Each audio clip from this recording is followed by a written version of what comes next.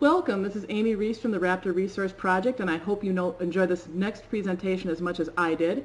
It features board member Dr. Laura Johnson and her Greyhorn Owl, Robbie. It's filmed by her husband, Neil Rettig, also a Raptor Resource Project board member. Thank you so much for joining us for our virtual After the Fledge, and remember to tune in at 3 o'clock this afternoon for a presentation by Director John Howe. Laura Johnson, and I'm a veterinarian, and I have taken care of sick and injured raptors for about 30 plus years. And I'm married to Neil Rettig, who many of you know, and we live in southwest Wisconsin on this beautiful farm. And today I'm going to introduce you to our trained Greyhorn Owl, Robbie, and just tell you a little bit about him and let you see what a crazy guy he is. So you see, there's a series of buildings here. We call them mews. That's sort of a term that falconers use for the housing that birds of prey are in. And this is Robbie's mews. He's been in it for many, many years. So we're going to go in and we'll meet him and talk about him a little bit.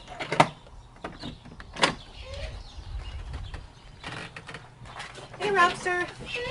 Hey, buddy. Hi. So, Robbie gets really excited when people come in, as you can see. He knows something good is going to be happening. But it's really important to me that he's well behaved and trained, and so I never let him land on me until I've actually called him. I'm going to tell you a little bit about Robbie, and then we can look at his palace here a bit. Robbie is a 7-year-old great-horned owl male. We know he's a male primarily based on his size, because great-horned owl males are smaller than the females. He is kept by us under Neil's falconry permit. We got him when he was very, very young, and he is an imprint, which means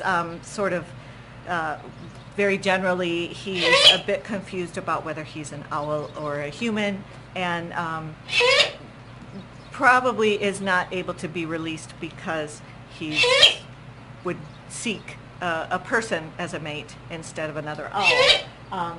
Anyway, we have no intention of releasing Robbie. He has a forever home with us here. He's a really important part of our family. And we do use him for falconry. We fly him during the season of the year when that's possible around here, which is fall, winter, and into the spring. He also is a film star and has been in a whole lot of educational films. And he's an education bird. He's an ambassador for great-horned owls and owls in general. And we use him in classrooms to teach kids about owls and how amazing they are and how important it is to protect them. So you can see that this mews is quite spacious. It's got all sorts of perches. It's really important to us that our birds that live with us have the best quality of life we can give them, and it's also very important that they fly free as much as they possibly can. It's always their choice whether to come back or not. He's got a variety of perches, big windows to look outside, and I handle him when we're home every day, because he actually likes interaction with people. Most birds of prey, even that people keep for falconry or other reasons, don't necessarily enjoy being with people, but because Robbie's an imprint, and he spent his early life like sitting up against my neck and stuff, he really seems to enjoy that human connection. So he likes it when we come and visit him. Okay, I see there's a fan here. What's it all about? Yeah, actually Robbie has 3 fans in his mews, and there's a couple of reasons for that. One is to try to prevent black flies from coming into the mews. His windows are screened, but black flies, which are severe parasites of birds and really dangerous, can even get through screens, and they seem to be deterred by moving air. So we have the fans going on all the time. Also, Robbie does not like it hot. He loves it when we fly him outside and it's 30 below, the colder the better, but anything above 65 or 70 degrees and he just doesn't like. So it's really important to us to keep him comfortable. He has a bath here that he bathes in really frequently to keep cool. You can also see, if you look around the mews, that there are feathers scattered all over the place, and that's because he's going through a molt. Birds of prey molt usually once a year in the summertime, and they lose all their feathers. Robbie actually loses all his tail feathers at once, which is pretty unusual and pretty funny. But all the old feathers are replaced by new feathers, and it's just a way to keep birds in tip-top shape and capable of flight and hunting and all the things they need to be able to do. It is one of the reasons that falconry birds aren't flown during the summer, because typically their weight is managed quite closely, but when birds are molting, they need to be fed a lot so the feathers come in a healthy way. So I'm going to call Robbie to me now that he's been a good boy and waited. This is sort of the magic pouch. All of our birds know that good things come out of this pouch. So now he knows something good is going to happen. I'll just give him a holler. We train him to a whistle, and I never let him come until the whistle has blown and I offer him the food. Hi, buddy. Hi there. Yeah, I got some more. And then I'm going to hook him up. Normally we would use 2 jesses, but when I'm just going quickly one place or another, I usually just use one. Cut person. So usually each day, once I've got him, we go walk to our garage, another building, which is where the scale is. I like to weigh him every day, and I sort of plan out his meals to keep him at a good weight. During the summer, he weighs maybe 100 grams more than he would weigh when we're flying him. But I want him to weigh plenty, but I don't want him to get too fat, which can happen and isn't healthy for birds, just like it isn't for people. So he weighs, we'll see on the scale, around 3 pounds. He's been about 1350 grams this summer, give or take a few. So we're going to walk him into the garage, and you can see what we do next.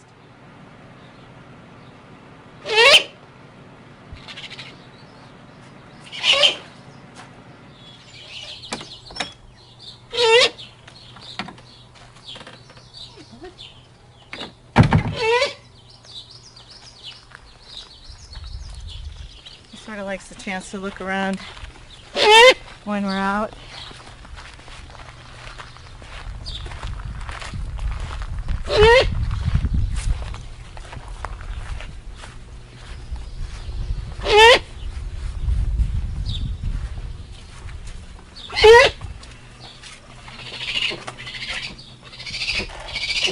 Okay, go ahead.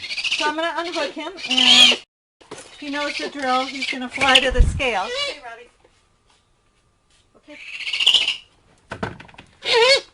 So it's hard to get him to hold still because he moves around a lot when he's on the scale, but usually we can see he weighs about 1334 today. So a little less than he has been. And then he usually flies all around. We have perches and stuff like that for him. And what I normally do, Robbie is really well trained to go into boxes, which is extremely useful. I've worked with him for years going into boxes, and so I'll just sort of demonstrate how he will go into sort of anything I ask him to go in. So this is Robbie's absolute favorite box. It's what we use when we have him out in the field, when we're filming him, maybe when we take it when we're hunting places that he's unfamiliar with. He loves this box, and he will come to this box from hundreds of feet away, and it's a very, very useful thing. It's sort of like a dog kenneling up.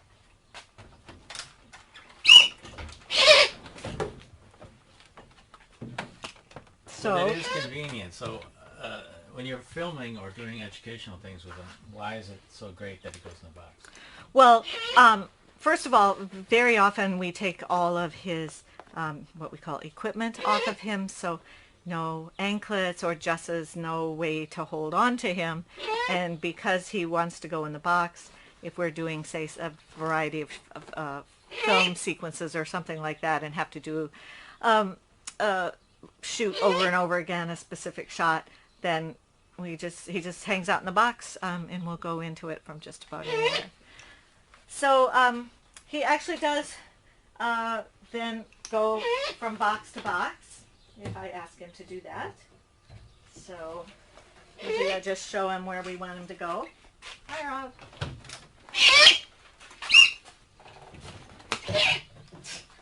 And as you can see, he's quite enthusiastic about going in the boxes.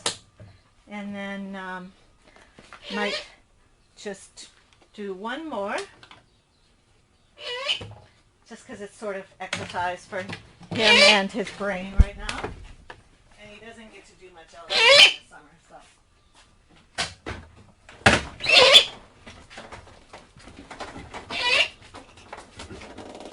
Sometimes he has to figure out how to get to a specific box, and so he'll look around and fly to a perch and then to the box. So you said he doesn't do much in the summer. Why is that? What does that mean? Well, Why can't we he talked fly? about molting already, that most owls molt, and most falconry birds, raptors, molt during the summer, and they need to eat really well, and we don't want to limit his weight at all. And weight control, not starving a bird, but just keeping him motivated, health at a healthy weight is a very important thing when we're flying birds free.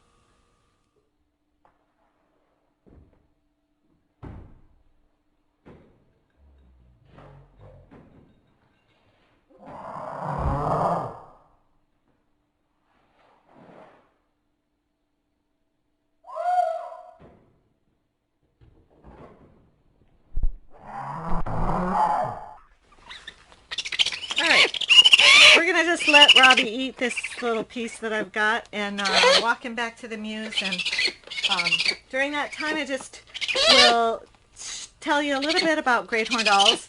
They are, if you can hear over Robbie's excitement, they are really ubiquitous all across the United States and in the Americas, actually. And incredible birds, so adaptive to different environments and different prey. They are incredible hunters, and it's one of the things that having Robbie has really taught us. He is fearless. He will pretty much go for anything that moves. He tries so hard, he's just about knocked himself out, hitting prey or hitting the ground, going for something. And they really are amazing birds. They're nocturnal, of course, for the most part, or what we call crepuscular, which means they're active in the low light, dawn, dusk, and then throughout the night. We know from filming wild Greyhorn owl nests that they love birds, and we see that with Robbie as well. He, again, will go for anything that moves, but particularly loves hunting birds. Robbie is about 7 years old, and we think that they can live, at least in captivity, probably 25 to 30 years, probably not that long in the wild. A rougher life for them out there. Again, he's a male. He would be sexually mature at this point. So after a couple of years of age, they typically are finding a mate and building a nest and having little owlets. Greyhorn owls in this area are the very earliest of nesters. They are often courting. In December, you'll hear their hoo, low hoo, calling back and forth. In the winter, when it's incredibly cold, they usually are building nests and starting to lay eggs even into late January. So they really are built for cold weather. And you can see on Robbie, first of all, he has incredibly thick feathers. And he does have feathers that go all the way down his anklets and feet, down his legs, to protect him in that bitter cold. There actually are a few black flies around him, so we're going to go right into the mews right now.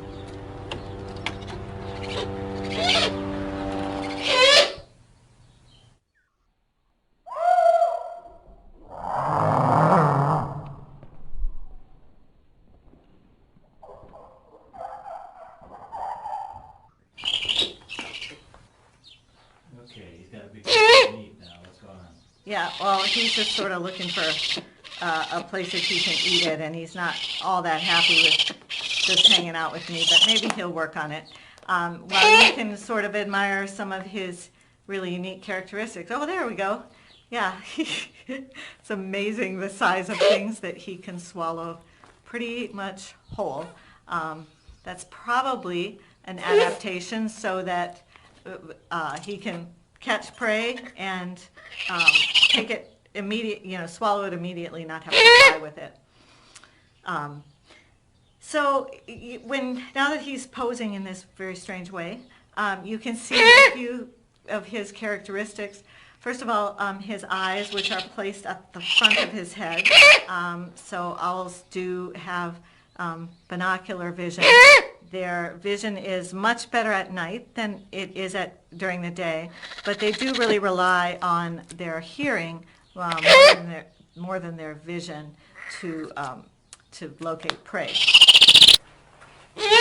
So you can see he's quite possessive over any food that he might get. And while he's sitting there clutching his piece of meat, you can see the size of his feet and his talons, and that is Robbie's weapon, and it's an amazing weapon. Those feet are incredibly strong. If he grabs onto something, he's never going to let go of it, and so once he gets a toe on a piece of prey, that's pretty much it. So while I have him here, there's just a couple of other things that you can see. Again, I was talking about his feet. This is a good chance to see the size and sharpness, and you can't really see the strength, but you can feel it if you had him on your glove and moved the glove. He would be squeezing like crazy, but he's actually really an incredibly gentle bird when he's not being a bird of prey hunting something. People often look at raptors' beaks and say, oh, that looks really dangerous. And the beaks are really not their main weapon. The beaks are used, obviously, to tear apart prey, and they're very important, but it's the talons that are actually the most important weapon of birds of prey. So owls have a number of characteristics that just make them really amazing hunters. And for Greyhorn owls and other owls in particular, stealth is crucially important. They tend to sit very quietly. They're hunting at night, so they've got an advantage over prey that would be normally diurnal and awake during the day, because the prey might be just sleeping or quiet and not able to see a fierce raptor approaching. But owls tend to just sit and wait for something to move, and then they will make their move and launch toward it. They can fly very silently. They have a unique type of wing, of feather on their wings, their primary feathers, where the ends of the feathers are slightly separated, and that allows air to move through and keep them quite silent flyers. You can also see Robbie, when more on the stealth aspect, if he's up against a tree trunk, he has amazing camouflage.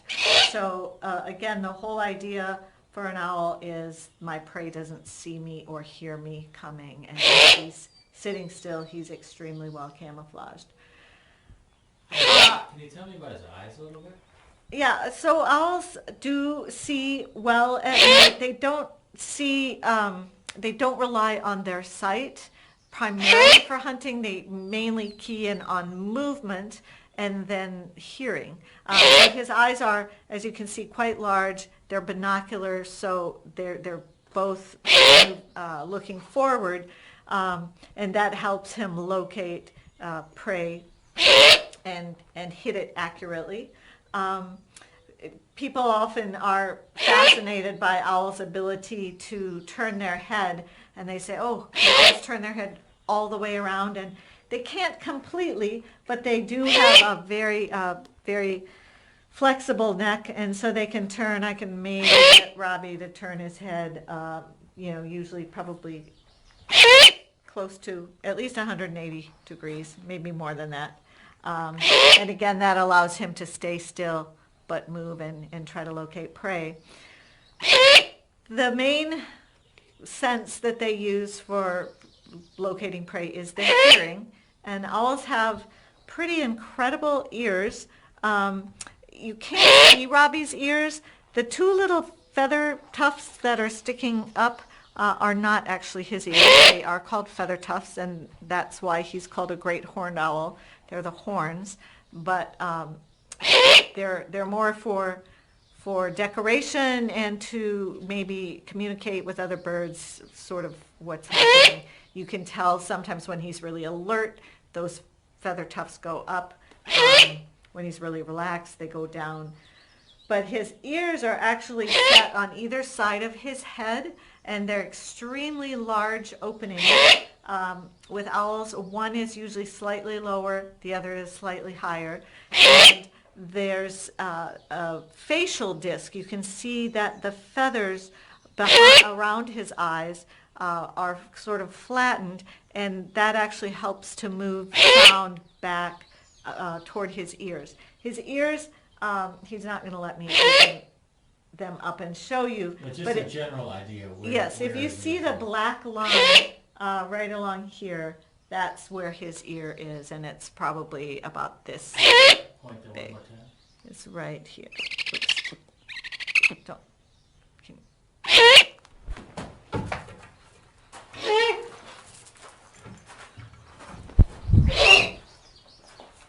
So we play these little games where he'll usually fly to whatever perch I end up putting something on.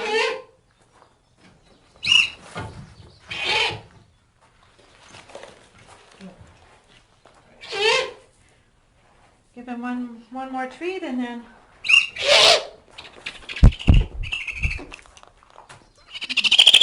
All right. Well, thanks so much for spending a little time with me and Robbie, and I'm sure you'll be seeing him again soon.